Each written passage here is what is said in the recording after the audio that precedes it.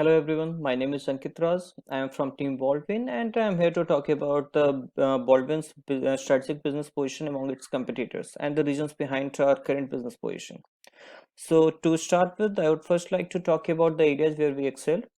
So we started the simulation with the objective of achieving the highest cumulative profit, and by the end of 8 rounds, we currently stand at a profit of 136 million, which is greater by 7 millions and 15 millions when compared to our closest competitors, Digby and Chester.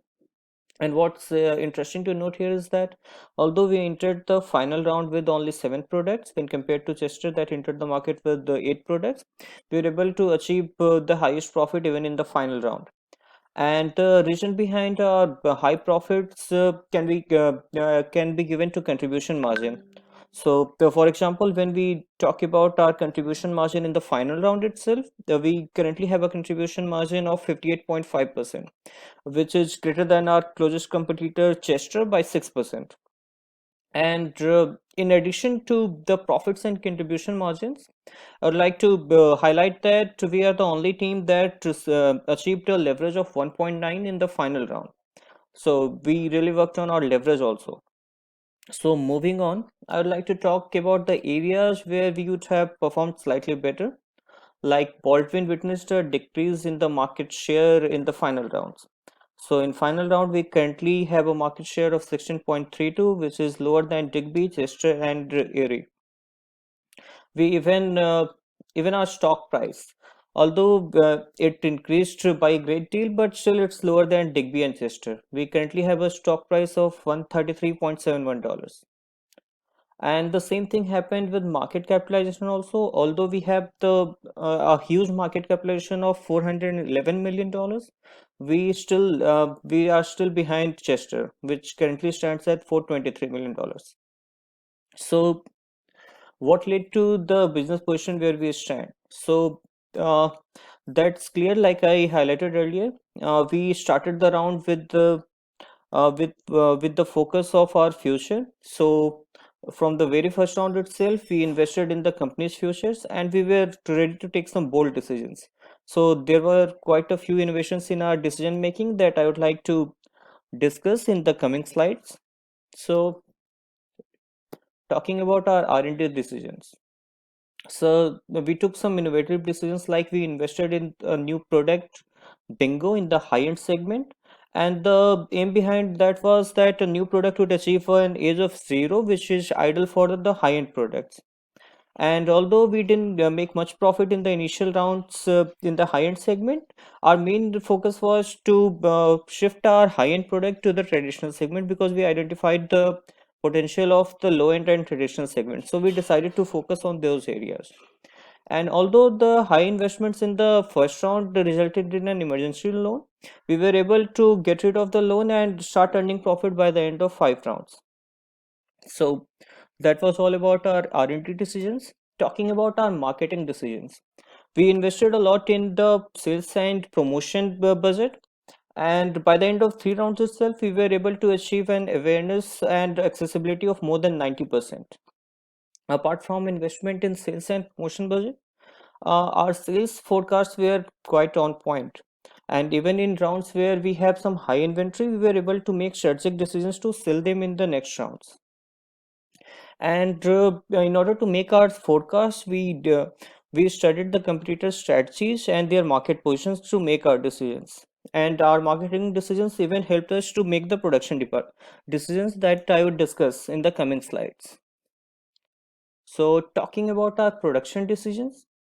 So our production decisions, I can summarize as we decided to automate when it gives us the maximum profit with the earliest revision date possible, and we had to make sure that we have enough capacity to support our automation. So we invested in capacity, and our investment in automation was quite strategic. Like we invested in the automation of low-end products, but we kept it below 10, so that our revision date couldn't get pushed a lot. And talking about the high-end products, we invested in the high-end segment only after TQM was available in the simulation. so that we have the flexibility in the revision dates. Talking about the financial decisions that we took. So our financial department took care of the investments in other departments by borrowing long-term debts and issuing stocks. And we had the target to keep a moderate cash flow. And by the end, and even though we were cash rich by the end of 5 rounds, we retired stocks and started distributing dividends to take care of the excess cash flows. And apart from the borrowing loans, we also increased our AR by 15 days to make it 45, so that we could improve our customer service score as well. So these were all the decisions taken in the different departments. And apart from that, we utilize the pro forma report to make sure that our leverage in the market and our days of working capital are in the right range. So pro forma report helped us a lot to make sure of that. And overall, Baldwin's current market condition, I would like to say, was because of the continuous effort to invest in the future, studying the market trends, and taking some bold decisions. So yeah, that was all. Thank you. Hi, I'm Balam. I'm part of Group Baldwin. So even though we came on top in the simulation round, there are few things we would like to change if we're given the second chance. So I've divided everything into the three parts: finance, marketing, and capacity. So coming to the finance part, we were the only team who got the emergency loan in the round zero because we invested a lot in the plant and equipment. We didn't sell a lot, and we didn't take the long-term debt. So we got the emergency loan, which was really bad for us. So second is the stock. Like in round six, we even though we did a great job in round six, we didn't give the dividends which should have increased our leverage. So so so coming to the capacity part, we had stockouts in round five, round two, round seven, and we were so close in round four. So basically, a stockout means you are just giving your money for free to the competitors, and this also means that you haven't produced enough. You didn't have the capacity to meet the market demand. So this thing has this the stockouts has really plunged our profit. So if given the chance again, we would plan in such a way that we don't have the stockouts. So now next is marketing. So the round eight was very unique to us because in this round, this was the last round, so we wanted to save money on the sales and promotion, but this resulted in the low accessibility. And on top of that, most of the other companies' product were stock out, so we didn't take the advantage of the other companies' stock out because of the low accessibility. So if we were given the chance again, we would like to spend few more money on the marketing part. So that's all from me. Next, Hi, my name is Gokul, and today I'll be talking a little bit about some of the proposals for tools to help business decision makers. So the solution one that is using a cloud-based database. So it is important to store every piece of information we can because data helps you understand and improve business processes, which can help you reduce wasted money and time. Because it depletes resources and ultimately impacts the bottom line. So for example, like bad advertising decisions can be like one of the greatest waste of resources in a company. So having good data collection practices can help us make really informed decisions in the future. So it allows us to get the results we want and lets us take decisions with with confidence instead of a hunch. So it is really important that we log every bit of information we can, be it about our sensors, our sales, advertising, customer service, and even our competitors' data. So we propose using a cloud-based database where all this information can be stored for easy access. So one of the reasons why we chose this cloud-based database was because of its scalability. We can easily scale our database based on our needs and demands, and we only pay as for what we use. So with the cloud database, there is also reduced administrative burden because uh, say if the administrator was uh, managing a database physically present in our company property, that would pose more risks than having one which is managed in the cloud. Improved security is also one of the reasons, because a cloud based system will be more strictly managed by the provider, otherwise they risk losing customers. Location independence. No physical limitations related to server location and storage means that wherever the end user may be, the database can be right there. Data storage can now also be done in an independent location. So this will allow easy access to information from every corner of the globe.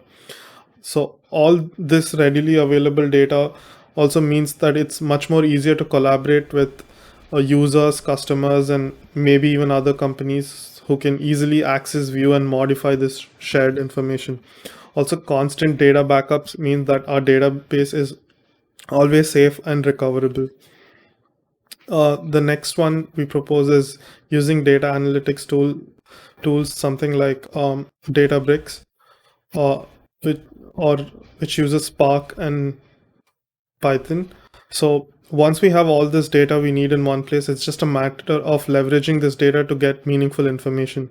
We can use this information to make better decisions. Like, for example, it is much easier to write an SQL query asking how we did 10 years ago with a certain product than looking through the files manually from 10 years ago. We can also use statistical models like regression analysis and panel data models to see how each independent variable affect our dependent variables, that is like sales, profits, and even our forecasts. We can also identify customer groups which we didn't know existed using unsupervised machine learning algorithms. And once we identify these groups, we can have targeted ads and products to cater to niche markets there, which will increase our sales and market penetration. Now my friend Shansi will speak about a few other tools that we suggest. Thank you. Enterprises attempt to forecast the future business outcomes such as product demand, resource needs, or financial performance. They can use machine learning and neural network to make predictive modeling in the sales prediction with influence factors, and to analyze direct factors and indirect factors. They can make decisions more focused on direct factors. And Amazon Forecast requires no machine learning background to get started. The company only needs to provide historical data. Amazon Forecast will automatically examine data and identify what is meaningful and produce a forecasting module capable of making predictions that are up to 50% accurate.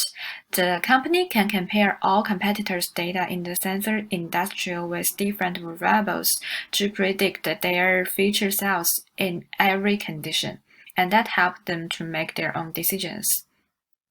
Using visual elements like charts, graphics, and maps to understand trees, outliers, and patterns of different sensor products and their users' buying tendencies. Power BI can also provide Google Maps services and Python scripts to show intuitive results after data analysis. Scrum Project Management provides a lightweight process framework helping organizations deliver working software more frequently, reduce labor waste, improve project efficiency, and supervise KPI. Scrum Broad in ClickUp can show sprints and backlogs with folder progress and update to all members. Using this can help the team to know what have been done, what's in progress, and what need to do. That's more clear. Greetings everyone, my name is Sachin Pratap Singh. After working in simulation, we have got the understanding of business on the different building blocks of an organization and other things as well. So initially I would like to talk about the architecture of the community. So we got to know about the basic building blocks of a company, of an organization, which it stands on, the basic pillars of the company, such as We have seen the research department, research and development department, then there was marketing department, there's a production department, finance department, human resource department, total quality management department. So we have seen those building blocks of company, and we have seen how their coordination with each other is important. So in order to be a successful company, in order to any other organization to be successful, the coordination among these different building blocks is very important, it's vital. So we have seen that in simulation basically. So there we got to understand a business building blocks initially, and then we had an opportunity to work as top management to make decisions in 8 rounds.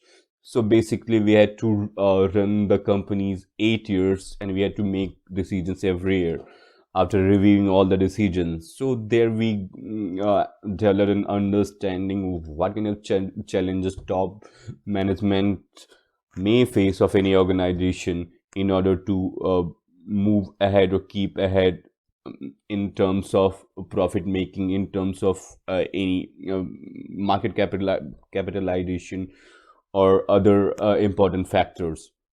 So we have seen that, and we have also seen there's different strategies that may work in order to build a successful company, in order to go ahead. So we have made decision for the 8 rounds. To make 8 round decisions, you had to be ahead in certain pointers, like in cumulative profit. So we had to calculate we had to make the plan for overall 8 rounds. So there are we as a team think we develop some understanding that there are different kind of strategy that might work. So you need to plan. You need to plan for the success, overall success of company for the longer run. So to make plans, there are different strategies that might work. So one of them is begin with the in mind. So make plans. You should calculate overall potential of different segment overall, and the different factors such as marketing, what are the customer demands. So according to that, you need to plan, you need to uh, drive your company accordingly. So basically you have to plan with the big, with the end in mind. Secondly, you should have vision how the company will grow in future if you do this and that thing. So a vision, having a vision may motivate you yourself as a leader, and that would help you in help you in motivating others as well. So this vision is important. Then we have seen the importance of data analysis of the while decision making. So data analysis is very important, such as understanding the market pattern. What is the market pattern? What is the customer demand? What do they want exactly? And how much awareness should be there? What the competitors are doing? Those data analysis should be there in order to make effective decisions. Then we worked as a team. We were 5 members every time discussing different decisions. Everyone had different points, then coming into one conclusion. So with a lot of discussion, we kind of worked good in a team. So that developed in a sense of working as a team as well. And then we were taking decisions, so that developed the leadership thing, as well as there were decisions you had to make, like you want to launch new product, you have to invest a lot in this and that segment, and you may end up losing some money as well with others, but then you have to take the decision. So we kind of got that experience as well. And then there are importance of competitors that we have seen. There were competitors, there were 5 other companies as well.